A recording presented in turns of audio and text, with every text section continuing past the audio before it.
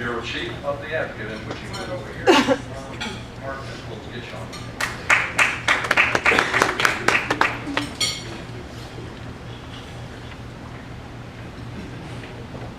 The polls in the way that this district lays out On the mic. indicate that you all will be in a, one of you all will be in a runoff with Governor Edmund Edwards. As we get closer to October, as what we have seen in Mississippi recently, are you willing to say that you're not going to be attacking the other folks on this panel as it gets to be a close race? And if so, can you define to me what's a personal attack versus a policy attack? I don't know if I can get the second one, but I'm not going to be attacking anybody on this stage. I've met each of them, I've met their families, and outside of running against me, I actually like most of them.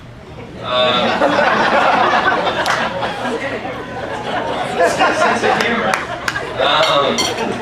I think the difference between, well, in answering in that way, I mean, I am not going to be on the offensive attacking people.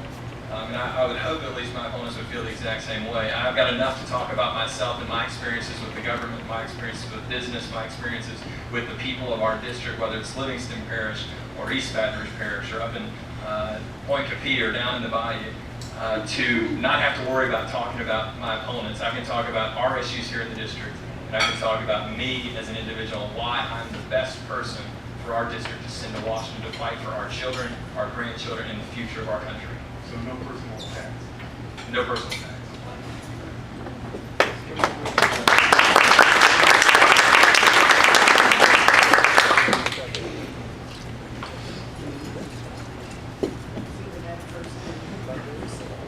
Well, even if I wanted to attack the other candidates, I can't find anything to attack. And seriously, I feel with this many candidates in the race, we're all running against ourselves. It's up to us to get our message out and let you voters make a choice. Now, when the runoff comes against Edmund Edwards, then we need to have a raincoat, you know, for the mud and rain hat. And that's a different story because there are some issues there. But this is a great group of candidates. I'd be happy to support any of them and hope that they will be happy to support me. Follow up for the runoff. I'm not going to be attacking Edwin Edwards either. I mean, look, I'm 28. Why would I ever attack an 86-year-old? I think you're going to probably do a good job of bringing up his issues, so I'm not going to attack Edwin either.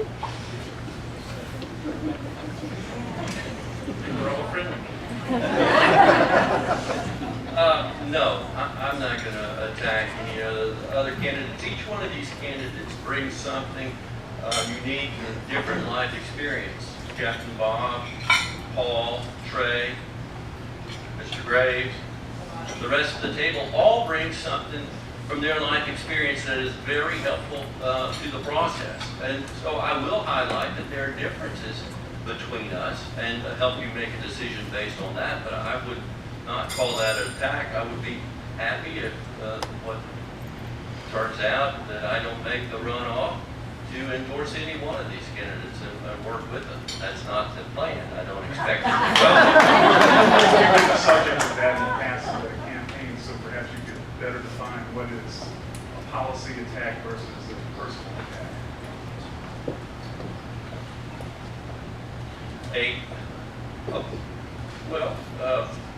Perhaps Garrett and I see coastal restoration differently.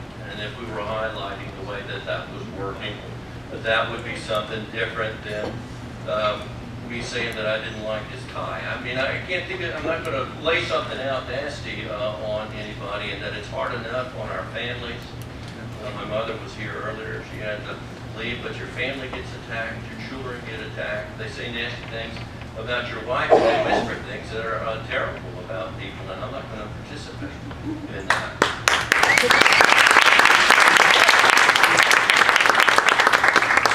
I'm too conservative. Woody said this was the last question. I'm still hanging on to a fistful of cards.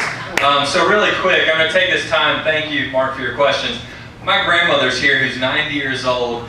She has just been a delight. After my grandfather died, I was able to move in with him and take care of him, and right before he died. And now she is my greatest roommate I've ever had, and we share life together. Also, my mom, Judy Diesel, and my dad, Steve Diesel, and the rest of my team. I appreciate them all coming out here, and also to the rest of the people in the audience. How many? 30 seconds? Wait. Anybody else on Mark's question?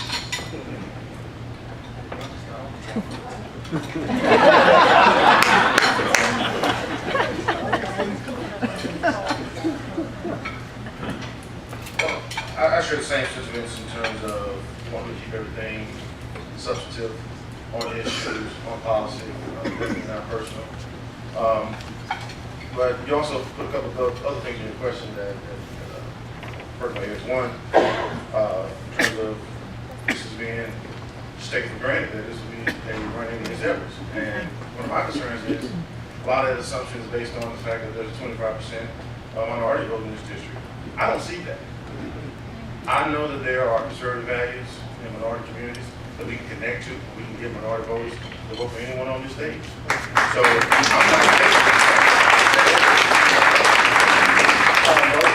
not on those bases. Now, on the Mississippi issue, I heard you throw that out as well. Again, another concern of, at the end of the day, what do people rely on to try to get votes out?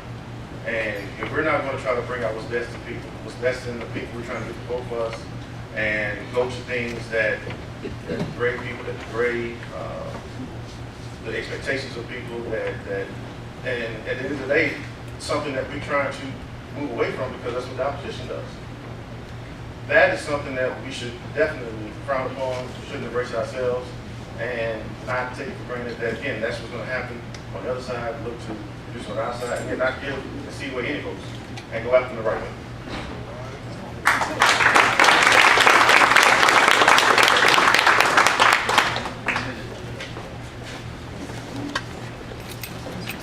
You know, Mark, for those people out there in Louisiana that care about Edwin Edwards, I think that the best thing we can do for him is to send him home to his wife, his young wife, and his young son, and let him live out the rest of his life with them.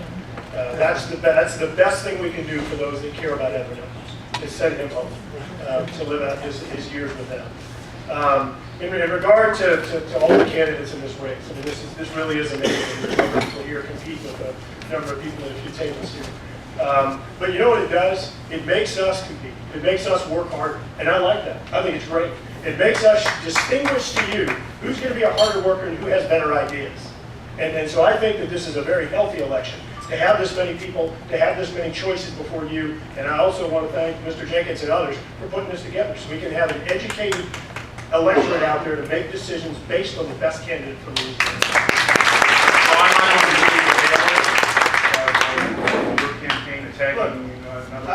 Mark, I'll tell you, I've already heard and seen candidates come out and say things that were contrary to the Constitution, rules of Congress, and other things. Will I be pointing those things out in some cases? Yes, absolutely, because it helps educate the electorate. But I'll say again, what I'm going to focus on is my experience on the good ideas that our campaign has to distinguish ourselves, and the clear record of success and government efficiency and shrinking government that we have. That's what we're going to stay focused on in this thing.